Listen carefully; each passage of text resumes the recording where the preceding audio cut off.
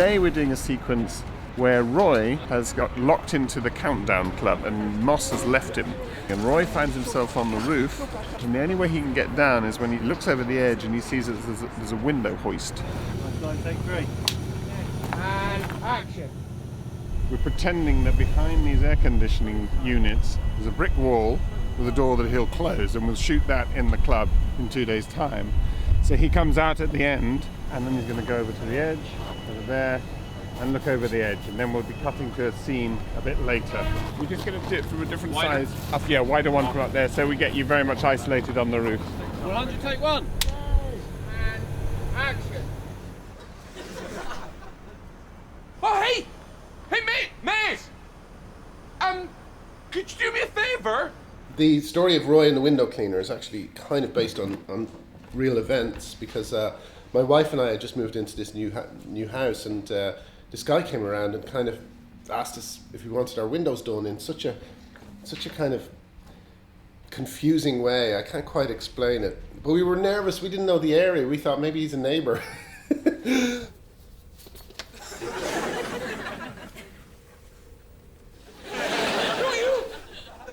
And then somehow he said, "Can I leave my bike here?" And we said, "No." I said, "Just for a few minutes." And he kind of brought it right through the house, tied it up at the back garden, and left. And he said he'd be back in an hour. We didn't see him for 5 days. What's he doing? Why are you bringing the bike inside? What? No! Where are you going? Where are you going? Why do I have your bike? I had this image of Roy across the road from a bus stop full of people on the bike with the ladder, shouting, "I'm not a window cleaner," over and over again. No. Oh, no! Alistair! I'm not a window cleaner! I'm not a... Alistair! And then when you have an idea like that, you naturally think, how can I get Roy to look even more like a window cleaner? and so I did the idea of him going up onto the roof and all that sort of thing. That's pan left a bit more. Yeah, it should be okay. Yeah. When I wrote this, I thought these things were a little bit bigger, and they're not. They're really narrow. So luckily the actors are kind of dealing with it, because it is quite frightening being up there, you know. When you read something like that in the script and the producer or whatever calls and says, "You okay with heights?" and you're like, "Yeah, I'm fine, heights, no problem." First time I wanted down. And there's a strange thing when you go with heights stuff that, and everybody gets this, even if it's the top of a building, where you just want to jump. You just want to jump. And every part of you knows that it's probably not going to be great for your health if you do. But this is very safe. Is it alright if I sort of hold on and cry to get out there? Is that okay? It was terrifying. I found it really terrifying. First 3 or 4 times.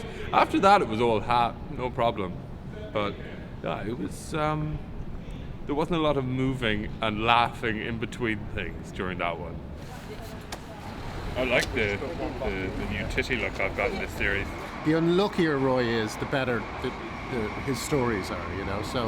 So Roy, really, everything that happens to him is you know, just terrible, really. He's a real bad luck case, you know. And the cradle's going to move up. Thank you. I write ideas on cards now, and they're images or scenes that I think will be funny. Like Roy on a bike shouting at some people. That I would call that something like window cleaner bus stop, you know. And I put that up, and I know that's a funny moment. And I keep writing out random ones as I think of them that are unconnected. And then eventually I'll look at the window cleaner one, and I'll say I'll have the idea for the cradle, the window cleaning cradle. And then I'll write that down and put them together and say, okay, they go together.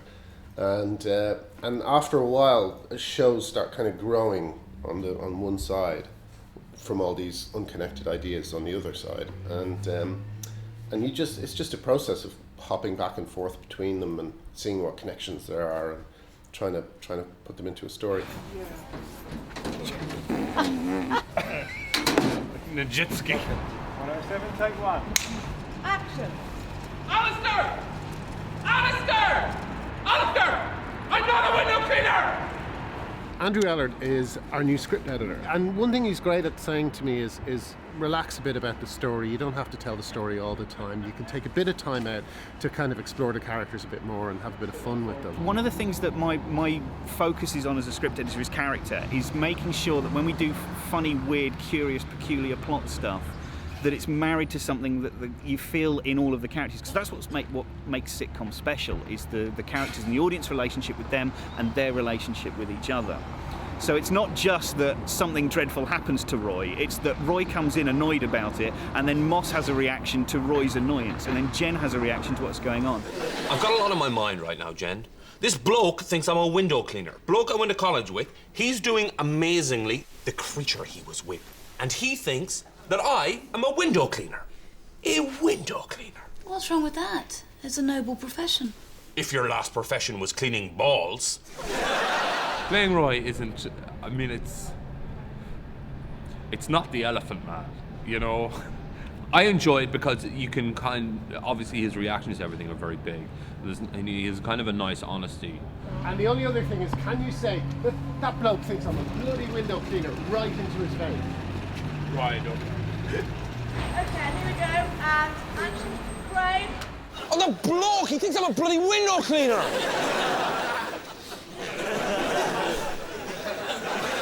Lovely, thank you. Cut there, thank you very much. Thanks, Grace. Today we're doing the scene where Moss and Roy come across the bomb disposal robot. This is a scene that I've been thinking about it a while. I've been really worrying about it because I found it quite hard to visualise what exactly we see. But now that I see everything together and the bomb disposal robot is right there and the actors have had a go at it, it's suddenly coming to life for me. So I'm not as worried about it. It feels very achievable. Action. The bomb disposal idea just came about through wanting to write something about, that whole phenomenon of living in London where people have to be on their toes about things like this. And I just thought it would be nice to make Roy and Moss the opposite to that, and just not very react in not a very kind of clever way, I guess. It's a robot, Roy. I've never seen one in the wild before. And just total delight. Total delight. It's a robot. I've never seen one in the wild before. Where'd you come from, fella? Huh? Where'd you come from? Can we keep him, Roy?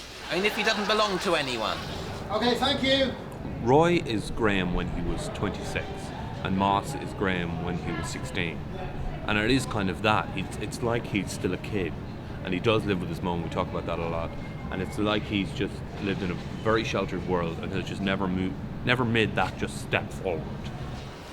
Hello, Jen! It's a robot! Get away from it! There's a bomb! It doesn't feel like other acting jobs, so it's a different kind of challenge. It's sort of like a live cartoon, so it's sort of, you don't necessarily come to it with the same sort of sense of what's truthful and all the rest of it, because it can be quite hyper real. I think that she's definitely become more one of the boys. She started off as a sort of an adversary, is that the word? A sort of, fish out of water, and she was sort of panicking and defensive, so aggressive with them, but now they're three losers together. Okay, lovely, thank you. I've always felt it was important that she was a loser as well, because I don't know how to play anything else. Have you tried turning us off and on again? I just want 100 quid.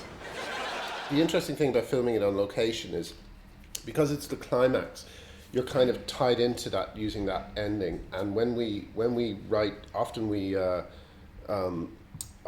will get to the studio and I'll, based on the actors' notes and stuff, I'll rewrite it again and the ending will change. But when you shoot something on location, that's your ending, and you can't really do anything about it. Yay! Wait for me! Got it. Thank you very much. 3,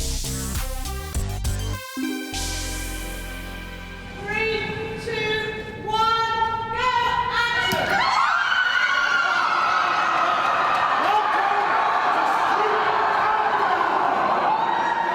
one of my favourite sites is a site called Videogum, and they posted to a trailer for a film that was about the illegal world of street battle dancing, and it was full of that kind of thing of you know, wise kind of Orpheus types, you know, giving advice to battle dancers who are, you know, at the top of their game, and some of them were evil, and some of them were good, and I think it had a kind of Romeo and Juliet storyline in there as well, and I just really found that hilarious. Sorry, I'm not sure I'm in the right place.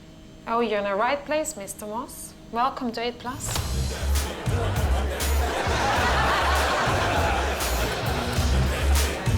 It's the whole thing of your hero being introduced into a kind of new world that no one else knows, that has rules of its own, and, you know, through the looking glass, I guess. Maybe our new champion would like to test his skills out on the street. He's challenging you to a game of Street Countdown.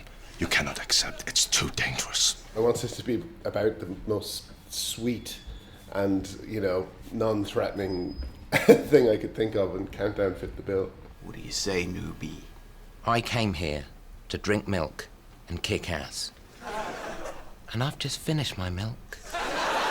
We had this on the page. It's only a matter of weeks ago, it feels like, because we've done this so fast. But the difference between what was on the page and what's here, actually not that much. It's all been rather pleasing. The geeks are perfectly geeky. The guys are really funny. The timing's really good. But just the look of it, the ghastly, horrible, urban nastiness compared with the jumpers they've forced us all into, it's just brilliant. It's kind of like Countdown, except it's in this kind of grimy, dirty area. So the mood is really like you're about to watch a fight, a really violent fight. Graham is just the best comedy writer in Britain. So it's kind of what we do more often than not is just try and recreate what he has in his head on the screen. He's quite precise in his head, but he doesn't know it until he sees it, because he's seen it in his head, but he has to sort of see it out there to know it's the same. Could I get you, sir, over just behind this group a little bit? Well, where Negative One is coming in. If it's not how he saw it before, then it's not right, and it won't be used. So that's kind of the point that we get to. And, you know, generally what he sees on the page is the funniest bit. It's such a fun game, and the more people we tell about it, the better!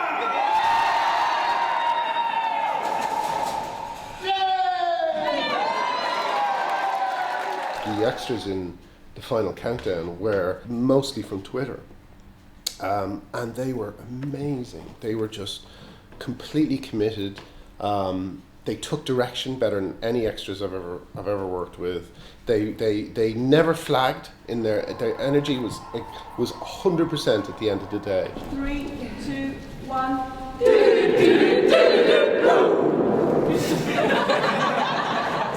As soon as they realised what role they had, they just played it. And if you said, okay, now we're going to do the scene where it gets tense, you know, you'd see them all looking at each other and looking worried, and you didn't have to give them any directions. And then when Moss says 17, everyone's That's the value of Twitter, in that you can get people who know the show and understand the show and have them come and help you make it.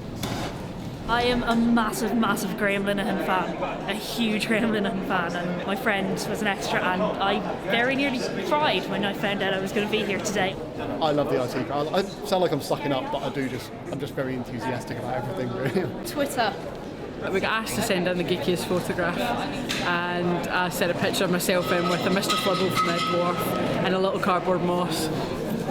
All the nerds are gathering together in little groups and proper clusters, because there's loads of us. And all the pretty Dollybird people are standing in ones and twos, sort of nervous and shy and separate from everybody. This is changing the world as we know it. 112, take 1. And action. Giles? Yes, that is a word, and the joke does make sense. Nailed it. Excellent. Thank you very much. If there's one thing I wish I'd done in Countdown, when Moss is pouring the Countdown teapot at the end, I wish that had been a kind of street Countdown teapot. If I just forgot, if I put barbed wire on something over it, would have been fine, but totally just missed that one, you know.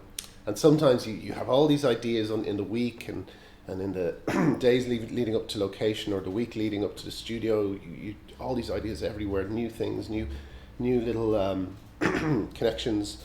The actors are making them, you're making them. But then at the last moment, you forget one big one like that. And if I had had barbed wire on that teapot, it would have been perfect. Guys, that is a wrap. Thank you so much. Thank you.